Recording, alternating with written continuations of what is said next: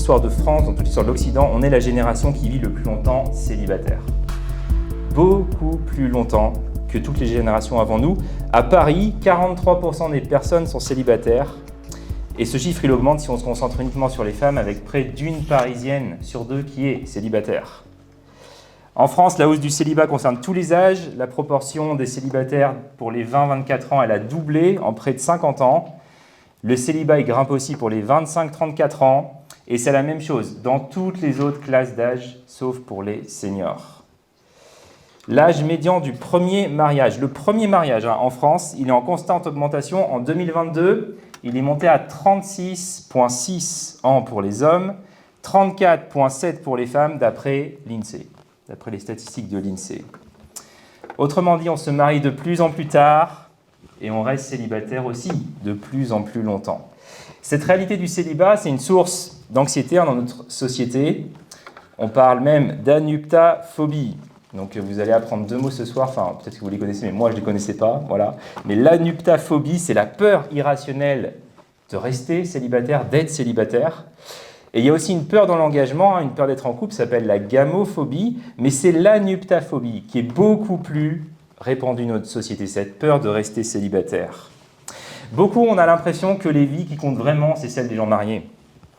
Comme si la vie réelle, elle commence que quand on grandit, quand on se marie, et quand enfin on a des enfants. Qu'à ce moment-là, on sera pris au sérieux, une fois qu'on a des enfants.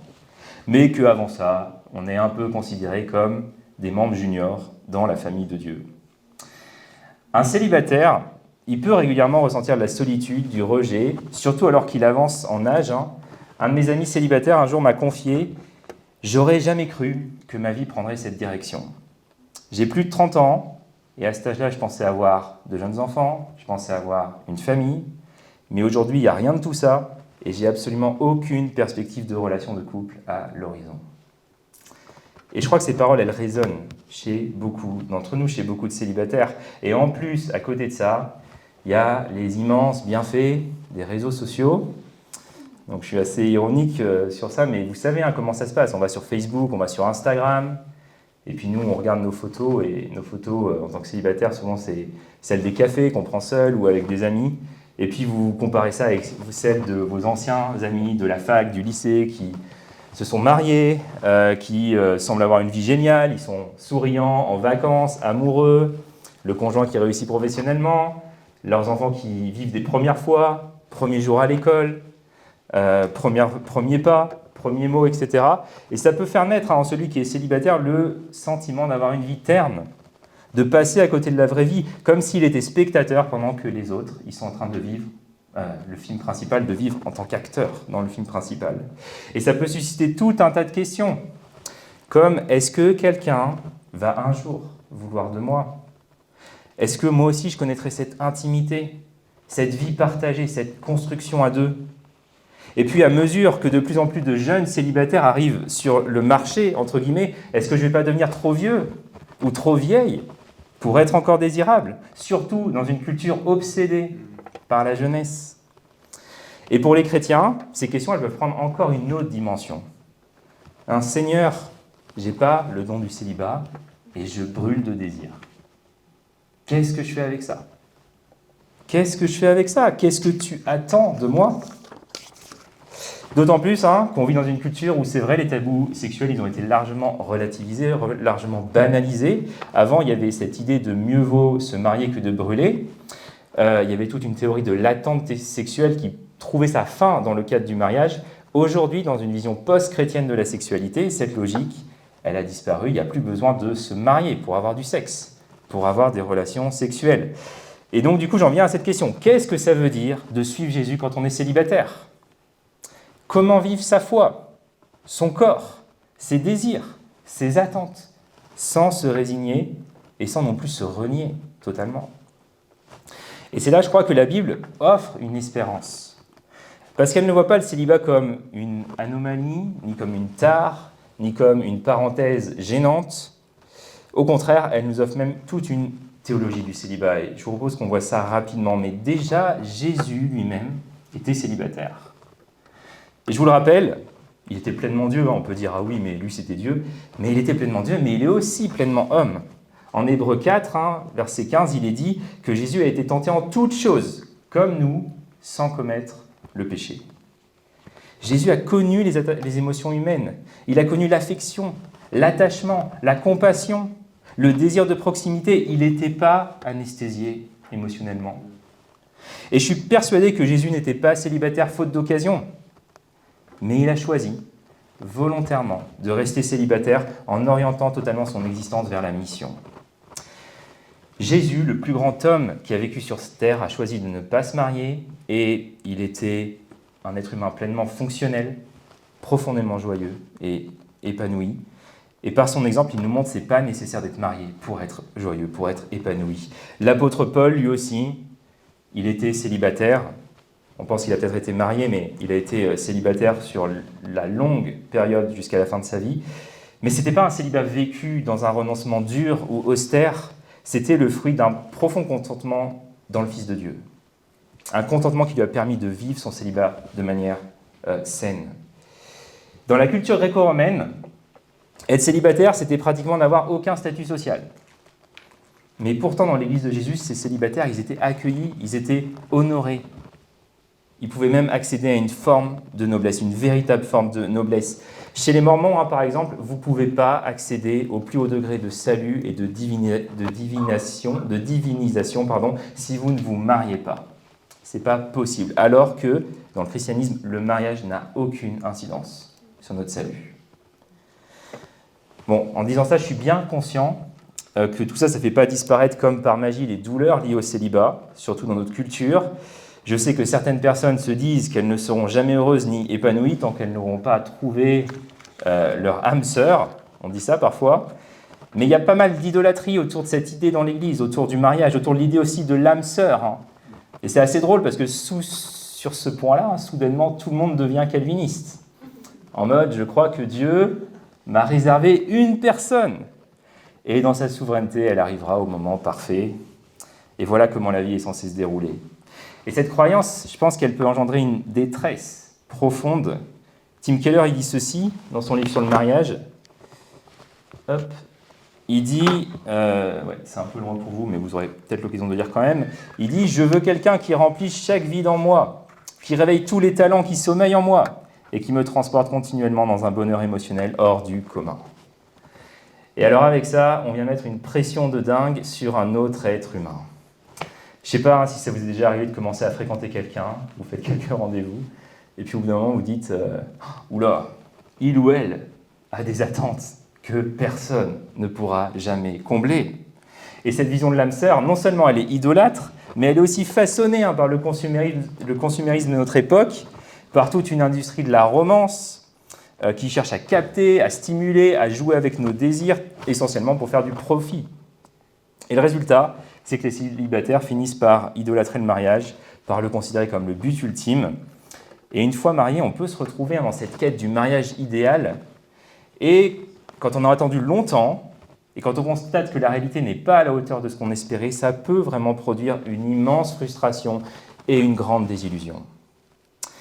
Mais donc, tout ça pour dire que pour certains, le célibat, c'est une sorte de purgatoire. Okay, c'est un état horrible dans lequel on est bloqué jusqu'à ce qu'enfin on trouve quelqu'un à aimer. À l'opposé, il y a ceux qui pensent que le célibat, c'est la meilleure chose au monde. Pourquoi se soumettre à l'oppression légalisée et au patriarcat du mariage ? J'ai déjà entendu ça, le mariage, c'est de l'esclavage légalisé, c'est de la dépression légalisée, ça ne devrait même pas exister. Vous connaissez peut-être aussi cette phrase de Sacha Guitry qui dit « Le mariage, c'est une tentative de résoudre à deux les problèmes qu'on n'aurait jamais eu tout seul. » Et puis, il y a aussi tous ceux qui veulent surtout ne jamais s'engager. Et selon eux, cette époque, c'est la meilleure dans l'histoire de l'humanité, parce qu'on peut coucher avec plein de personnes à très faible coût émotionnel et sans aucun engagement à long terme. Et au milieu de tout ça, au milieu de toute cette façon de voir, Jésus donne son avis sur le célibat et il nous parle des eunuques. Donc, je vous propose qu'on voit ça. Qu'est-ce qu'il veut faire ici ? Barry Danielak, dans le livre qui est derrière moi, Le célibat réhabilité, il apporte toute une compréhension de ce que Jésus essaye de faire en évoquant les eunuques dans ce passage. Donc je vais le résumer. Ce qu'il dit, c'est qu'il y a trois types d'eunuques. Enfin, c'est Jésus qui dit ça. Il y a trois types d'eunuques. Il y a ceux qui sont eunuques de naissance, c'est-à-dire que certaines personnes naissent sans fonction sexuelle. soit parce que les organes ne se développent pas, soit parce qu'ils ne fonctionnent pas. Peut-être que la meilleure façon de le dire ici, ce serait de parler de personnes intersexes. Et il me semble que Jésus pense à elles, qu'il les mentionne ici. Ensuite, d'autres ont subi quelque chose qui a fait d'eux des eunuques. Autrement dit, ils ont été castrés. Et souvent, c'était pour servir dans des lieux de pouvoir, comme dans les cours royales de l'Antiquité. Et enfin, Jésus dit, il y a ceux qui choisissent de rester célibataires. Donc ce n'est pas qu'ils se castrent physiquement, mais c'est qu'ils choisissent de ne pas fonder de famille, ni d'avoir de descendance pour servir Dieu. Et ça, c'était une vraie révolution, parce que dans l'Ancien Testament, à quoi est-ce qu'on reconnaissait la bénédiction de Dieu ? La bénédiction de Dieu dans l'Ancien Testament se reconnaissait dans le fait d'avoir une descendance, et à l'inverse, l'absence de descendance, c'était une malédiction. Vous pouvez aller voir Deutéronome 28, les versets 15 à 18. Mais vivre sous la bénédiction visible de Dieu dans l'Ancien Testament, ça signifiait posséder une terre, avoir un conjoint, avoir des enfants, fonder une famille avec des promesses d'avoir une descendance et une lignée qui ne s'éteindrait jamais. Ça, c'était la conception juive à l'époque. Et si tu avais ces choses, c'était un signe de bénédiction. Si tu n'avais pas ces choses, c'était un signe de malédiction. Et le judaïsme moderne, il garde un regard négatif sur le célibat. Dans le dictionnaire encyclopédique du judaïsme, voilà ce qu'il est écrit dans l'article consacré au célibat. Selon la tradition juive, le mariage est un commandement, le célibat est considéré comme une chose déplorable. Voilà. Les choses sont dites. Mais donc, quand Jésus dit « Je sais que vous avez vu dans telle ou telle chose la descendance, les terres, la bénédiction de Dieu sur vos vies, mais moi, je vous dis qu'il y a la bénédiction de Dieu sur ceux qui choisissent de vivre comme des eunuques. » Ça a dû profondément les choquer, les bouleverser. Ils ne s'attendaient pas à ça. Du côté des Grecs, qui avaient une obsession pour la forme classique du corps, devenir eunuque, être sexuellement modifié, ça revenait à mutiler même la possibilité de la beauté humaine. Les Grecs, ils méprisaient les eunuques, en particulier les hommes eunuques. Pour eux, c'était des gens efféminés, et ce n'était pas possible pour ces personnes de s'épanouir dans leur société, dans cette société fondée sur l'honneur. Les eunuques n'étaient acceptés ni dans la société gréco-romaine, ni dans la société juive. Dans la société juive, c'était des citoyens de seconde zone, exclus de la participation au culte de l'Alliance. Le livre du Deutéronome, d'ailleurs, il dit que ceux qui ont les testicules écrasés ou sectionnés ne peuvent pas participer au culte de Yahweh. Même les animaux dans cet état ne pouvaient pas être offerts en sacrifice à Yahweh. Mais il existait une autre vision des eunuques, une vision autre que celle des Juifs ou des cultures grecques, et c'était celle des cultures orientales, où dans ces cultures, les eunuques étaient appelés à servir dans la maison royale. Ils entraient au service du palais et ils devenaient des membres précieux de la famille. Et il me semble que Jésus fait référence à cette vision et à une prophétie qu'on retrouve dans le livre d'Ésaïe. Je vous lis Ésaïe 56. Voilà ce qu'il dit. Ce que dit le prophète Ésaïe. « L'étranger qui s'attache à l'Éternel ne devra pas se dire « L'Éternel m'exclura sûrement de son peuple ». Et l'eunuque non plus n'aura pas à penser « Je suis un arbre sec ». Car voici ce que déclare l'Éternel à ceux qui sont eunuques, qui respecteront les sabbats que j'ai prescrits, qui choisiront de faire ce qui m'est agréable et qui s'attacheront à mon alliance, je réserverai dans ma maison et dans mes murs une stèle et un nom qui vaudront mieux pour eux que des filles et des fils. Je leur accorderai un nom éternel qui ne sera jamais retranché.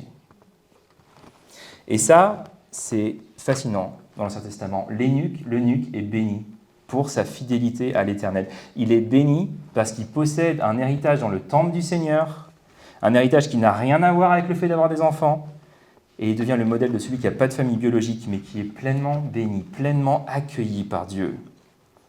Et dans le livre des Actes, on retrouve un eunuque. On retrouve l'eunuque éthiopien, pas égyptien, éthiopien, qui est en train de méditer le livre d'Ésaïe.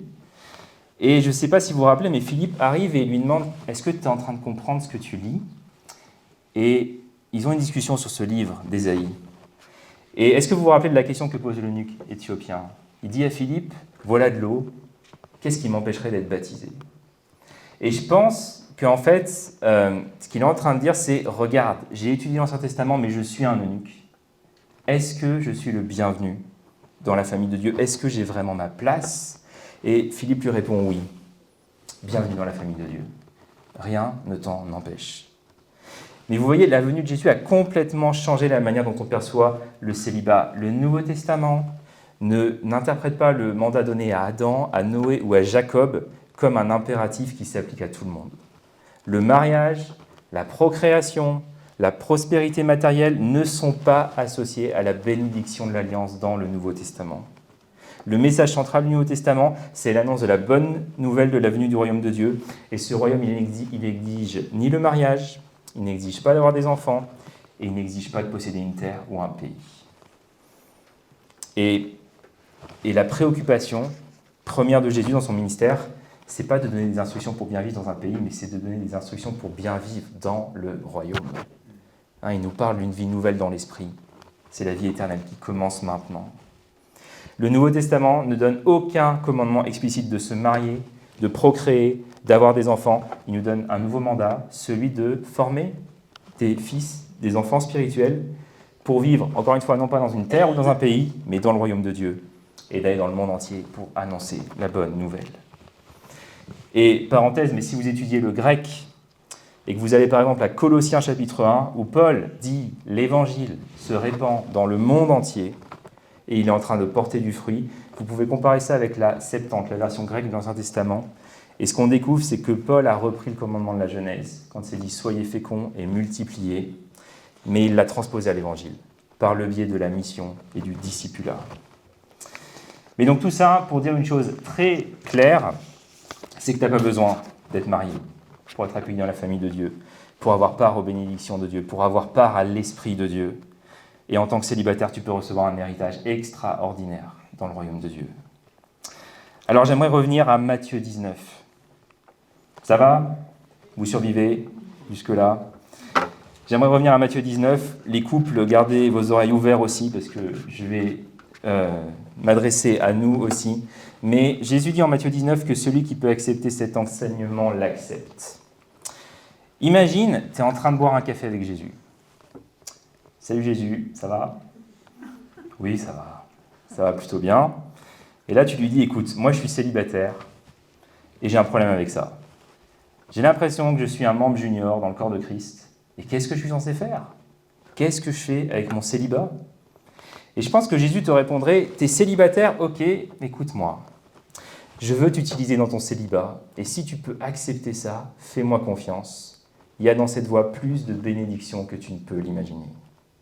Si tu peux accepter volontairement de vivre comme un eunuque pour mon royaume, pour un temps ou définitivement, mais si tu peux accepter ça, tu auras des récompenses exceptionnelles. Et si tu peux recevoir ce que je dis, fais-le. Fais-le. Et c'est ça, il me semble, que Jésus dirait. Et si tu es célibataire ce soir, juste, est-ce que tu as déjà envisagé que ça puisse être pour toi? Que si tu le veux, tu le peux, et que ça portera du fruit. Maintenant, pourquoi Jésus dit ça? C'est quoi sa vision derrière tout ça? Qu'est-ce qui est libéré dans le célibat et qui n'est pas libéré de la même manière dans le mariage? Alors, je précise juste une chose ici pour dire que Jésus ne dit pas que le célibat vaut mieux que le mariage, il ne dit pas que le mariage vaut mieux que le célibat. Les deux sont des dons que Dieu nous fait, que Dieu nous offre pour accomplir ses desseins dans ce monde. Mais qu'est-ce que Jésus veut qu'on fasse de notre célibat? Le mot grec qu'on traduit par « accepter » ici, dans la phrase que celui qui peut accepter cet enseignement l'accepte, c'est le terme « choreo ». Et généralement, il porte l'idée de faire de la place pour quelque chose. En 2 Corinthiens 7.2, Paul utilise ce terme quand il dit aux Corinthiens « faites-nous une place dans votre cœur ». Et donc, quand Jésus dit que celui qui peut accepter cet enseignement l'accepte, il nous invite à ne pas passer trop vite à autre chose. Il nous invite à créer de la place dans nos vies pour envisager à quoi ça pourrait ressembler, ce que ça pourrait devenir. Et il me semble que Jésus invite ceux parmi nous qui sont célibataires à faire de la place pour 3 choses. Et c'est de ça dont je veux parler. Et comme je vous ai dit, les couples, il y aura aussi quelque chose pour nous. Mais premièrement, faire de la place pour Dieu. Consacre-toi à Dieu, la dévotion à Dieu. Peu importe qu'on soit marié ou célibataire, on a besoin d'apprendre à développer notre relation avec Dieu avant de vraiment pouvoir nous épanouir dans toute relation humaine. Quand ma relation à Dieu se détériore, mes relations aux autres, d'une manière ou d'une autre, elles vont être impactées, elles vont en souffrir. Et Dieu veut nous attirer à lui. Dieu veut être avec nous. Dieu nous veut avec lui. C'est pour ça que Jésus est venu. C'est pour ça qu'il s'est incarné, c'est pour être avec nous. Le Dieu trinitaire nous veut avec nous. Il veut du temps avec toi pour que vous approfondissiez votre intimité, votre relation. Et chacun de nous, au moins pour une période de nos vies, on vit une saison de célibat. Parfois elle est courte, parfois elle est longue, mais dans tous les cas, il ne s'agit pas d'une phase où l'adolescence se prolonge. Il ne s'agit même pas d'une phase où on se prépare pour le mariage. Il ne s'agit pas non plus d'une phase où on entre dans une course à la carrière ou à l'ambition et on repousse à plus tard le mariage et les enfants. Mais je crois que Dieu a voulu qu'on connaisse tous cette étape particulière du célibat pour qu'on puisse nous consacrer plus pleinement à lui. Dieu nous veut avec lui. John Tyson, pasteur à New York, je me suis appuyé sur lui pour préparer ce message. Il raconte une histoire. Il dit qu'il a un ami qui intercède beaucoup dans la prière, qui passe des heures dans la prière. Et une nuit, Dieu le réveille avec un sentiment d'urgence énorme. Et donc cet ami se lève, il va à la table, il prend son carnet, il prend ses livres et tout, et il dit « Seigneur, parle, je t'écoute ». Mais rien ne se passe. Il attend, encore et encore, rien ne se passe.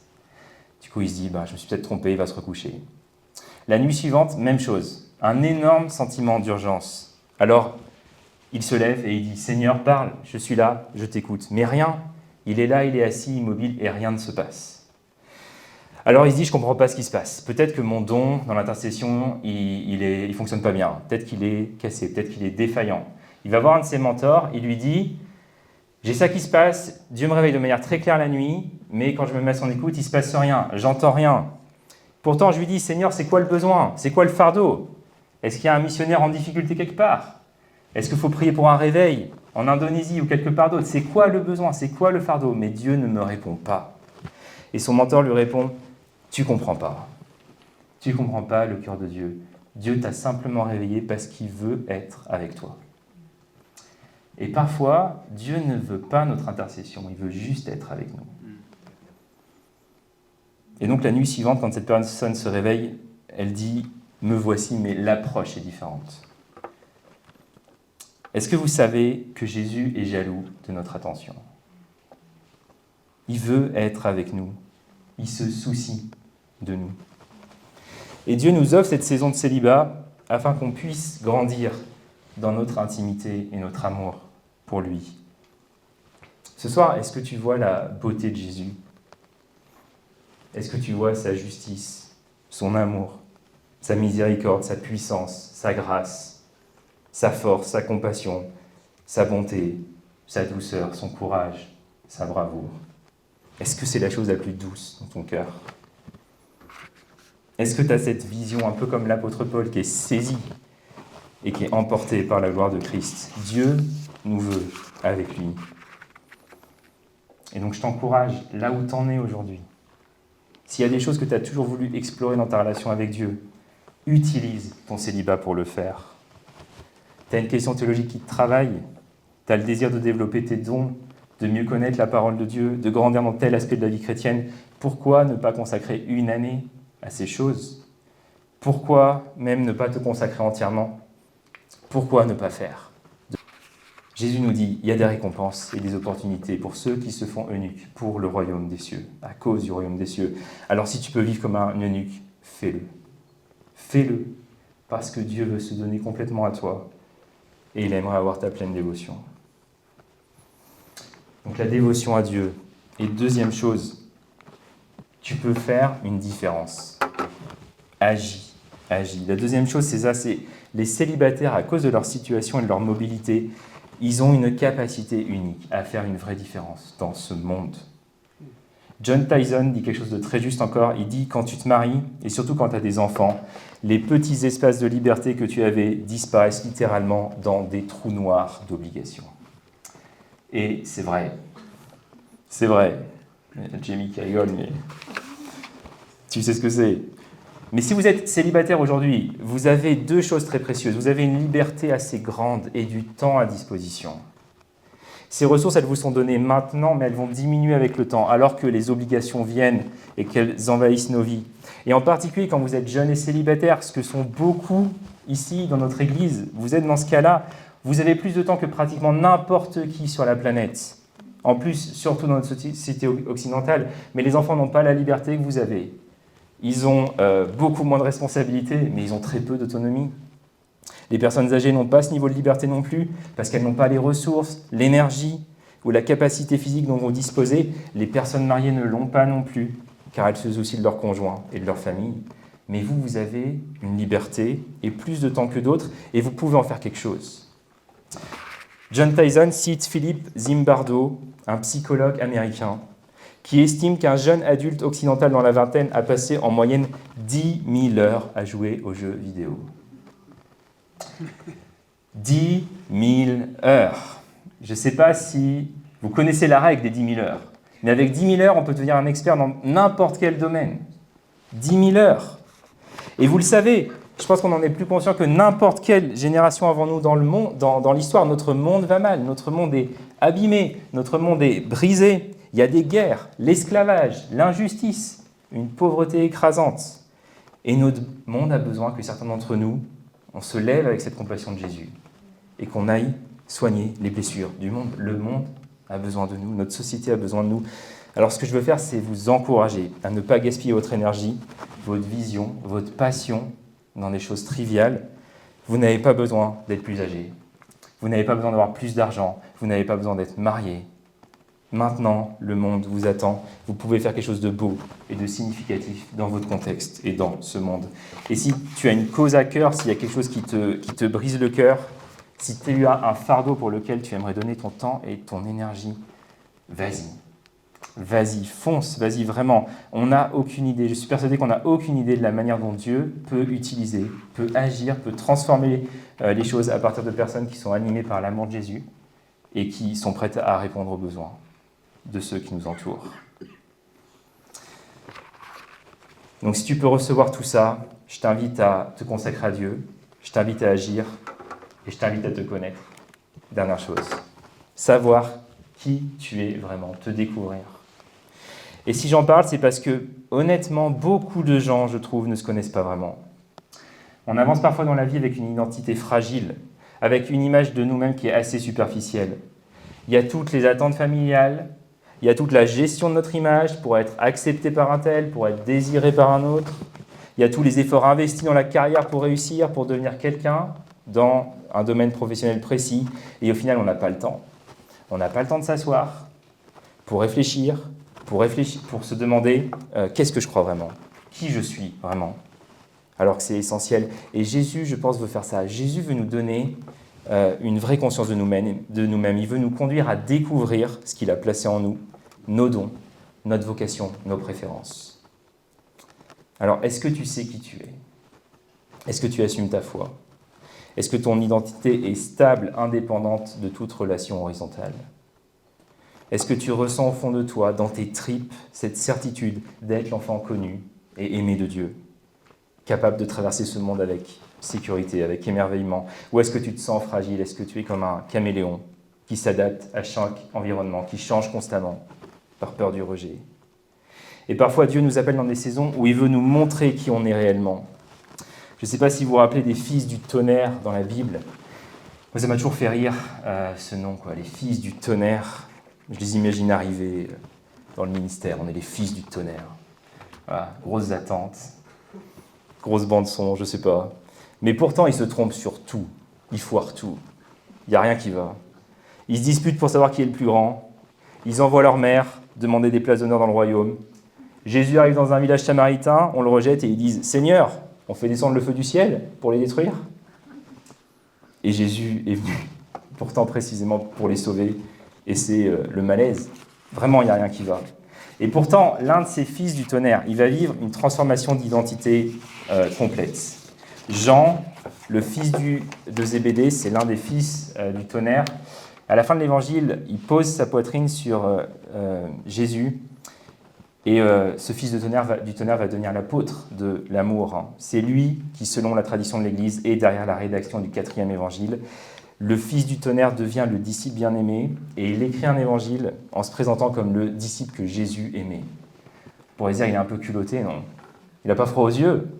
C'est moi le disciple que Jésus aime. Mais non, en fait, il le croit vraiment. Il sait qu'il est aimé du Christ. Est-ce que tu sais que tu es aimé de Jésus ce soir?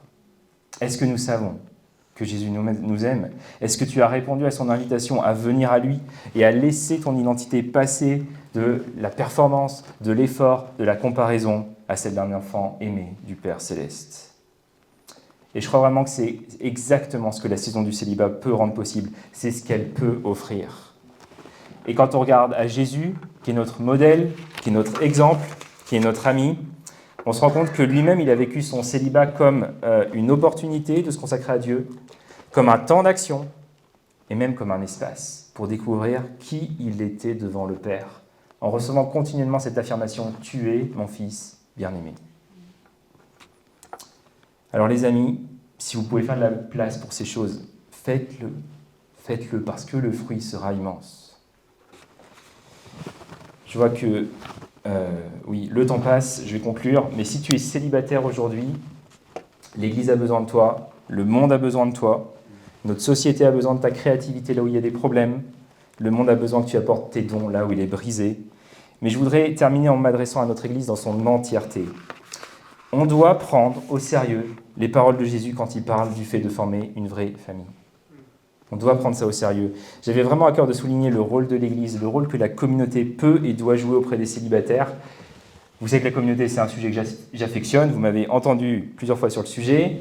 C'est sans doute pas fini. Mais l'Église devrait vraiment être une famille d'adoption qui prend soin de chacun, avec les besoins de chacun.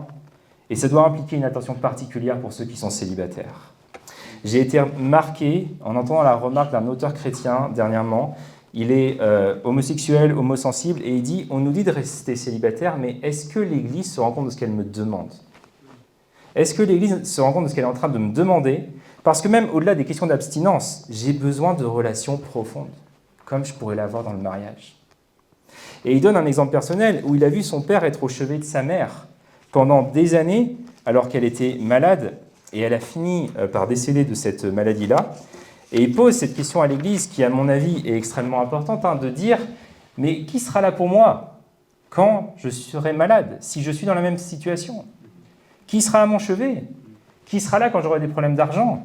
Qui sera là quand je serai en difficulté ?» Et même pour des choses beaucoup plus basiques, on pourrait dire « Avec qui je vais pouvoir partir en vacances ? Qui sera là pour fêter mes anniversaires ? Qui sera vraiment là au quotidien avec moi ? Comme le serait une vraie famille. » Et je pense vraiment que l'Église a besoin de répondre présent sur tous ces plans, de pouvoir être une Église qui ne fait pas du célibat une longue solitude, une lourde épreuve de solitude, mais au contraire qui puisse être vécue dans une communauté qui vit telle que devrait pouvoir le proposer une famille. Et c'est le sens de ce que Jésus propose à ses disciples en Luc 18, 28, quand il dit « Si quelqu'un quitte pour le règne de Dieu sa maison, sa femme, ses frères ou ses sœurs, ses parents ou ses enfants, il recevra beaucoup plus dès maintenant et dans le monde à venir, il recevra la vie éternelle. » Jésus dit « On n'est pas perdant. On n'est pas perdant. Il y a tout ce qu'on abandonne parce qu'on reconnaît Jésus comme Seigneur qui règne sur nos vies, mais Jésus nous donne une famille. Il nous donne une vraie communauté qui vaut bien plus que tout ce qu'on aurait pu perdre. Mais des fois, les églises ne sont pas à la hauteur de cet appel. Et c'est le défi qu'on a à relever, alors qu'on puisse vivre ça réellement.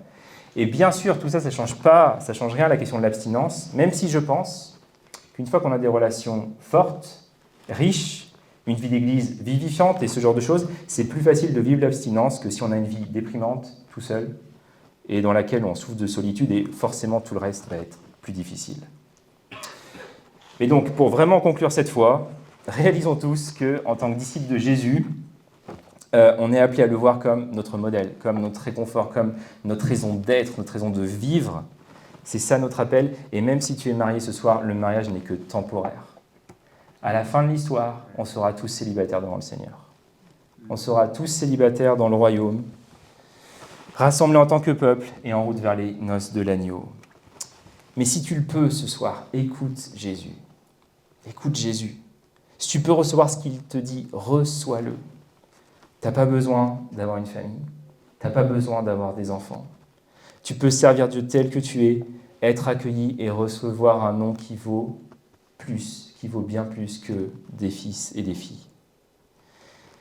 Et à vous qui êtes célibataires, je prie pour vous, et j'aimerais qu'on prie pour vous aussi ce soir, mais sachez que vous êtes pleinement appelés, profondément aimés, et je prie que Dieu vous donne une intimité toujours plus grande avec lui, qui vous donne d'agir avec passion, avec conviction, qui vous donne de connaître votre identité, la profondeur de l'amour qu'il a pour vous, un amour qui ne dépend de rien, un amour qui ne manque jamais. Et enfin, que Jésus-Christ vous remplisse de son amour pour édifier l'Église, pour apporter la guérison, la restauration à notre monde. Amen.